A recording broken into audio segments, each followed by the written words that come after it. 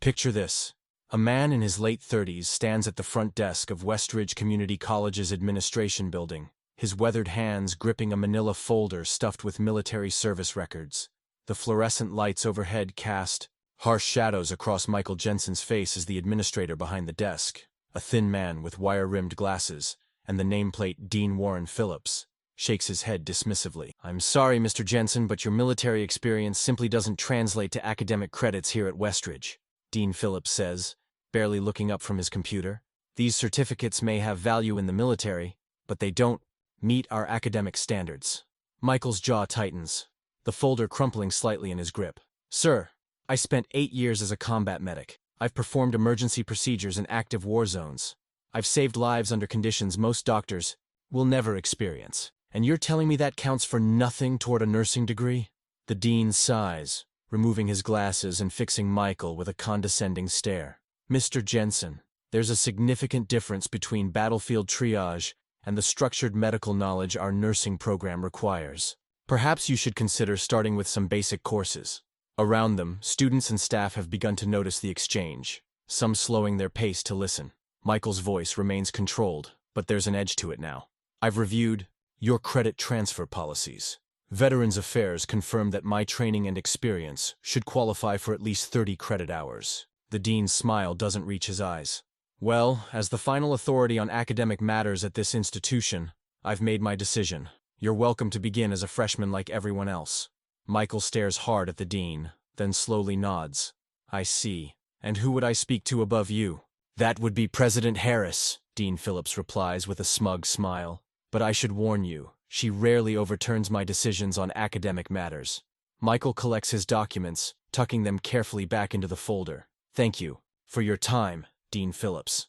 This isn't over." As Michael walks away, head held high despite the rejection, the dean returns to his computer, already dismissing the encounter from his mind. Little did he know that seemingly routine denial would set in motion a chain of events that would transform the entire college's approach to veteran education. Let me take you back to where it all began. Michael Jensen hadn't always planned on a career in medicine. Growing up in a small town in Ohio, he'd been an average student with no clear direction. His father had worked at the local factory for 30 years, his mother as a grocery store cashier. They'd always emphasized the value of hard work over formal education, but Michael had always been drawn to helping others. The kid who knew exactly what to do when someone got hurt on the playground. After high school, with no money for college and few prospects in his hometown, Michael enlisted in the Army. It was there that he found his calling as a combat medic. Through rigorous training and 4 deployments, 2 to Afghanistan and 2 to Iraq, he discovered not just aptitude, but excellence in emergency medicine. His commanding officers repeatedly commended his steady hands, quick thinking, and encyclopedic knowledge of trauma procedures. Jensen can perform a perfect field tracheotomy in the dark, under fire, with nothing but a penknife and a ballpoint pen, his last evaluation read. By the time he left the service with an honorable discharge, he had earned numerous certifications and had personally saved the lives of 27 fellow soldiers. Returning to civilian life at 36, Michael settled in Lakeside, a mid-sized college town that reminded him of home but offered more opportunities. He bought a modest 2-bedroom house with his VA loan, the first property anyone in his family had ever owned. Each morning, he would sit on his small porch with a cup of coffee, watching the neighborhood come to life, breathing in the scent of freshly cut grass, and feeling, for the first time in years, at peace. The walls of his home office displayed his military certifications, medals, and commendations, not out of vanity, but as reminders of all he had overcome and accomplished. Among them hung a framed photo of Michael with his unit, their arms around each other's shoulders, dust-covered and exhausted, but smiling after a particularly difficult mission, where they'd evacuated a village under fire and treated dozens of civilians. "Your next mission is to take care of yourself," his commanding officer had told him on his last day. "You've earned it." For Michael, taking care of himself meant finally pursuing the nursing degree he'd always wanted. With his GI Bill benefits and the extensive medical training he'd received in the Army, he'd calculated that he could complete a BSN in less than 2 years if his military experience translated to credits. He'd researched Westridge Community College thoroughly, confirming their veteran-friendly policies and credit transfer opportunities before applying. On campus for his first visit, Michael had felt optimistic. The red brick buildings surrounded by maple trees gave the college a dignified air. Students lounged on the central quad, some studying, others laughing together on benches. The campus coffee shop buzzed with activity, and professors walked purposefully between buildings, arms full of books and papers. As Michael walked toward the administration building, he'd noticed a man watching him from the steps. A tall, thin figure in an impeccably tailored suit. Even from a distance, Michael could feel the man's appraising gaze. He nodded politely as he passed, receiving only a curt nod in return. He didn't know it then, but that brief encounter was his first glimpse of Dean Warren Phillips, the man who would become his most formidable obstacle. Michael's first official meeting with Dean Phillips came the following week. He'd submitted his application along with his military records, course certificates, and a letter from Veterans Affairs outlining how his experience should translate to academic credit. The email inviting him to discuss his application had seemed promising, until he actually sat down across from the dean. "Mr. Jensen," Dean Phillips began, flipping disinterestedly through Michael's file. "I see you've submitted quite the colorful background here." Michael smiled, unsure what to make of the comment. "Yes, sir. 8 years as a combat medic, with additional certifications in emergency medicine, trauma response, and field surgery." The dean set the file down, steepling his fingers. "Yes. Well, that's all very impressive in a military context, I'm sure. But here at Westridge, we have certain academic standards to maintain." "I understand that, sir. That's why I've included the military-to-civilian credential conversion documents. The American Council on Education recommends—" "I'm familiar with ACE recommendations," Phillips interrupted, waving his hand dismissively. "But they're just that, recommendations. Each institution has final say over credit transfers." Michael leaned forward slightly. "The VA counselor assured me that most colleges accept these certifications for at least basic anatomy, physiology, and emergency care credits." "Perhaps most colleges do," the dean replied with a thin smile. "But Westridge prides itself on its nursing program's rigorous standards. Our students begin with a solid foundation in biological sciences before advancing to clinical work. With all due respect, sir, I've performed emergency surgeries in combat zones. I've managed trauma cases that would challenge seasoned ER doctors." "Without formal education or proper academic oversight," Phillips countered. "Battlefield improvisation is hardly equivalent to understanding the theoretical underpinnings of modern medicine." The conversation continued for 20 minutes, with Michael presenting rational arguments and Phillips dismissing each one. By the end, it was clear the dean had made up his mind before Michael had even walked through the door. "I can offer you admission as a first-year student," Phillips concluded, "with no advanced standing. Take it or leave it." Michael took a deep breath, controlling his frustration. "I'd like to appeal this decision." "What's the process for that?" The dean's expression hardened slightly. "You can submit a written appeal to my office, which I will review personally. But I should warn you, Mr. Jensen, that pursuing this further may not be in your best interest. After all, if you were to be admitted, you would be taking courses from professors who answer to me." The threat was subtle, but unmistakable. As Michael left the office, he noticed a young woman who had apparently overheard the conversation. She fell into step beside him as he walked down the hallway. "He's wrong, you know," she said quietly. Michael glanced at her, noting her faculty ID badge. "Excuse me? I'm Dr. Emily Chen, Nursing Department. What Dean Phillips told you goes against our stated policy for veteran students. We've accepted military medical training for credit before." For the first time since the meeting, Michael felt a flicker of hope. "Then why would he—" Dr. Chen looked around cautiously before responding. "Let's just say the dean has particular views about non-traditional students, especially those without the academic pedigree he values." Over the next 6 weeks, Michael discovered just how deeply Dean Phillips's influence ran at Westridge. His written appeal was denied with no explanation. Attempts to schedule a meeting with President Harris were blocked, with her assistant repeatedly telling him the president's schedule was full for the foreseeable future. Michael submitted a formal complaint to the college's Veteran Affairs Office, only to learn that the office's director had recently been replaced by a close associate of Phillips. His inquiry to the state's higher education board was met with a form letter directing him back to the college's internal processes.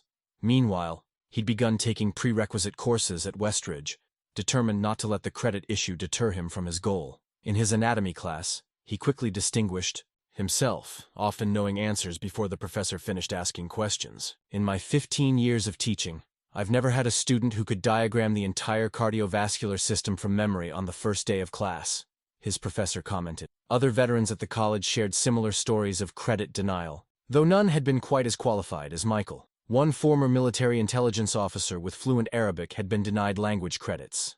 A veteran who had managed logistics for an entire battalion was told her experience didn't qualify for business administration credits. "Phillips has been doing this for years," explained Tony, a former Marine now studying computer science. "He sees military experience as somehow less valuable than traditional education." During a campus veterans group meeting, Michael learned that several former students had filed complaints, but nothing had changed. "The problem," said the group's faculty advisor, Professor Martinez, "is that no one has been able to get past Phillips to speak directly with President Harris." "Is there any way to reach her?" Michael asked. "She attends the annual donors' dinner next month," Professor Martinez replied. "But it's invitation only, and tickets are $500 each." That night, Michael sat at his kitchen table surrounded by military certificates that apparently meant nothing to Dean Phillips. His laptop displayed his bank account balance. The $500 for a dinner ticket would mean no textbooks for the semester.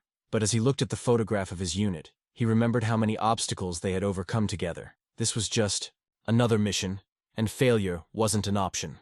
The following day, Michael sold his prized collection of rare coins, a gift from his grandfather, to purchase a ticket to the donors' dinner. He also began methodically documenting everything. Each conversation with Phillips, copies of emails, recordings of meetings, Ohio being a one-party consent state for recordings, and testimonials from other veterans who had faced similar discrimination. Dr. Chen discreetly provided him with copies of the college's official policies on military credit transfers, highlighting sections that directly contradicted Phillips's statements.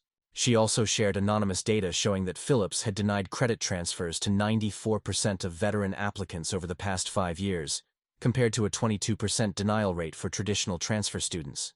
"What he's doing isn't just unfair," she told Michael. "It's potentially illegal under the Higher Education Opportunity Act." Michael also uncovered a pattern in the dean's behavior. Veterans from elite military programs or with degrees from prestigious universities before their service were more likely to receive credits than those like Michael who had enlisted straight out of high school. With his evidence mounting, Michael prepared for the donors' dinner. He purchased a suit, his first since his discharge, and practiced what he would say if given the opportunity to speak with President Harris.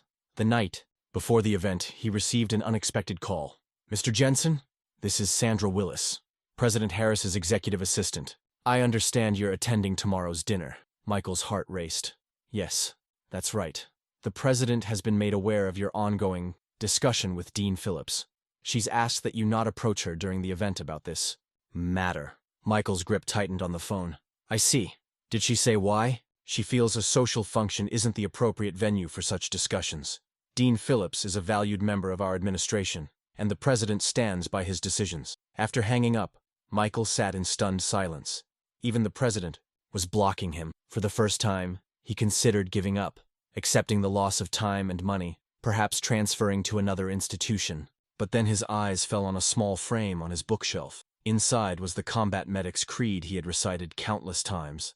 "I will never quit." The donors' dinner was held in the college's grand hall, transformed for the evening with elegant decorations, white-clothed tables, and soft lighting. Michael arrived early, dressed in his new suit, the folder of evidence securely in his leather portfolio. He observed Dean Phillips moving confidently through the crowd, shaking hands and laughing with wealthy donors. President Harris, a distinguished woman in her 60s with silver hair, was similarly engaged across the room. Michael kept his distance, biding his time while reviewing the notes in his portfolio. Halfway through the evening, he noticed Phillips speaking intently with the president, occasionally glancing in his direction. Shortly after, Sandra Willis approached Michael. "Mr. Jensen, I'd like to introduce you to some of our engineering faculty. They're quite interested in veteran perspectives for a new program they're developing." The redirection was obvious, but Michael smiled politely. "I'd be happy to speak with them later. Actually, I was hoping to congratulate President Harris on the college's new science building. I read about it in the alumni newsletter." Before Sandra could respond, an elderly man at the next table overheard and turned toward them. "You're interested in the science building? I'm Walter Grantham, the lead donor for that project." Michael recognized the name immediately. Grantham was not only wealthy but a decorated Vietnam veteran whose philanthropy focused on veteran causes. "It's an honor to meet you, sir," Michael said, extending his hand. "I'm Michael Jensen, former Army combat medic. I'm currently a student here in the nursing program." Grantham's face lit up. "A medic! I owe my life to a medic in Khe Sanh. Please, join us."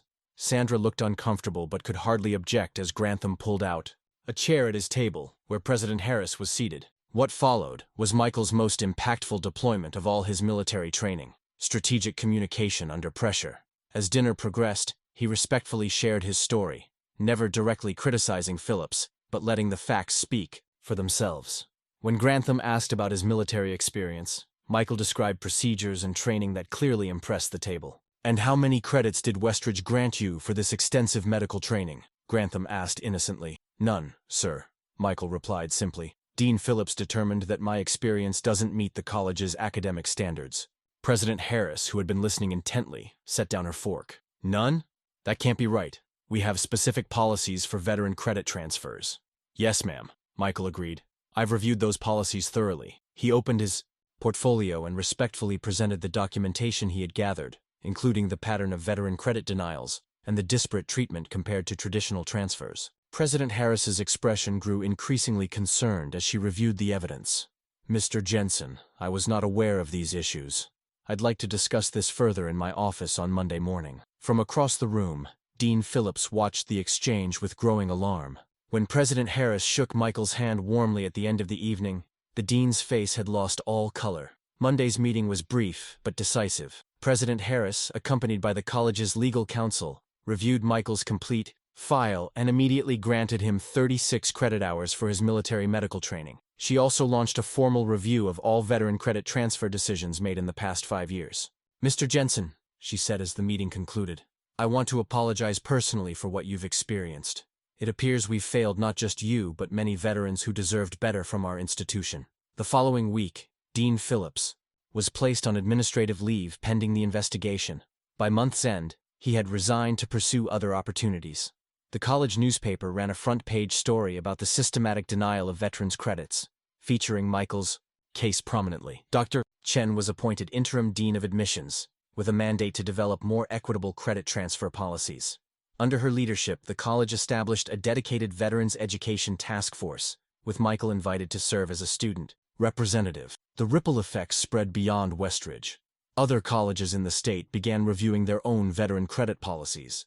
A state senator, who was a veteran herself, introduced legislation requiring transparent reporting of credit transfer decisions for military experience. For Michael, the victory was bittersweet. He had lost nearly a semester to the fight, but gained not only his deserved credits, but also the respect of faculty and fellow students. His clinical professors now occasionally called on him to share his field experience with classes. Several younger veterans sought his advice on navigating the improved but still complex system. By the following spring, Michael had become something of a campus celebrity, not for confronting the dean, but for the quiet, methodical way he had documented the injustice and worked within the system to correct it. President Harris often cited him as an example of the maturity and determination that veteran students brought to campus. For his part, Michael took the attention in stride, focusing instead on his studies and his new role advising the college on veteran affairs. The nursing program that had initially rejected his experience now benefited from it, as he helped develop a new trauma care elective based partly on his battlefield experience. On Veterans Day, Westridge Community College dedicated its new Veterans Resource Center, with Michael cutting the ribbon alongside President Harris and Walter Grantham, who had doubled his annual donation and directed it specifically to veteran support services. "This isn't about one veteran or one administrator," Michael said in his brief remarks at the ceremony. "It's about recognizing that learning happens in many contexts, and valuable knowledge doesn't only come from classrooms."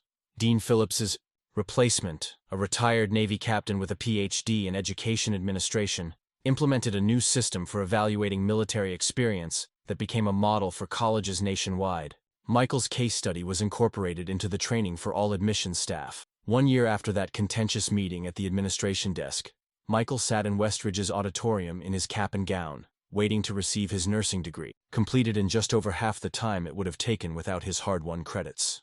As he looked around at his fellow graduates, he spotted 4 other veterans who had successfully appealed their credit denials after the policy changes. On the stage, President Harris addressed the graduating class. "Education is not merely the acquisition of knowledge within these walls, but the recognition and respect for knowledge acquired throughout one's life journey. Some of you came to us with wisdom earned in the most challenging circumstances imaginable, and we are a better institution for having learned from you, even as you learned from us."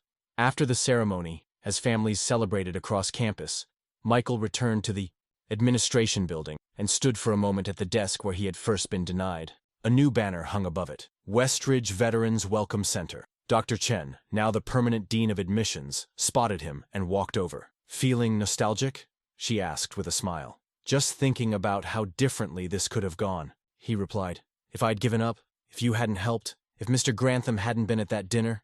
"But you didn't give up," she said. "That's the lesson in all this. Systems don't change unless someone challenges them." Michael nodded, then glanced at his watch. "I should go. My first shift at County General starts tomorrow." "They're lucky to have you," Dr. Chen said, "though I still think you should consider our offer to teach that trauma care course next semester." Michael smiled, one challenge at a time. As he walked across the campus one last time as a student, he passed a group of new veterans touring the facilities. They were laughing, relaxed, clearly feeling welcome. One of them recognized him and waved. Michael waved back, thinking about how different their experience would be from his own difficult beginning. In his car, he opened the leather portfolio, the same one he had brought to the donor's dinner, and added his diploma to the collection of documents inside. Next to it was a letter he had received just yesterday from a veterans advocacy group in Washington, D.C., inviting him to testify before a congressional committee on military experience in higher education. Some battles, he reflected, are worth fighting not just for yourself, but for those who come after you. Dean Phillips had been wrong about many things, but especially about this. Michael's military experience hadn't just prepared him for college. It had given him exactly the persistence, strategic thinking, and moral courage needed to change the system itself. As the sun set over Westridge Community College, Michael Jensen drove toward his future, his rearview mirror framing the institution that had tried to diminish his service, but ultimately had been transformed by it. Hey there. If this story resonated with you, I'd love to hear your thoughts in the comments below. Have you or someone you know ever had to stand up against an unfair system? How did it turn out? Stories like Michael's happen more often than we might think, and sharing our experiences can help others facing similar challenges. If you enjoyed this video, please hit that like button and subscribe for more stories about everyday heroes making a difference. Each week, we bring you real stories of courage, persistence, and triumph against the odds. Remember, sometimes the most important battles aren't fought on battlefield, but in everyday places where a single person refuses to accept injustice. Until next time.